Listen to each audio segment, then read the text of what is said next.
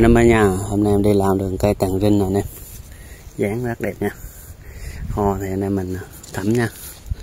Đây, hoa buổi chiều nhị đã rụng, nhưng hoa còn cỡ này nè anh em, quá đã luôn.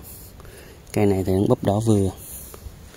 Cây em đang cắt cao 1,5 m, hoành 17, một cốt lên 2 thân, co lắc nhẹ, bầu rễ rất nhiều nha.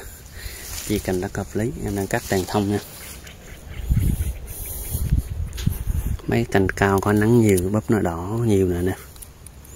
Đây, búp chùm. Hoa thì đẹp xuất sắc, quá đã luôn. Quay mặt sau cho anh em mình xem. Quay xong bấm hình này nha, để cho anh em mình lấy tư liệu về sao chơi.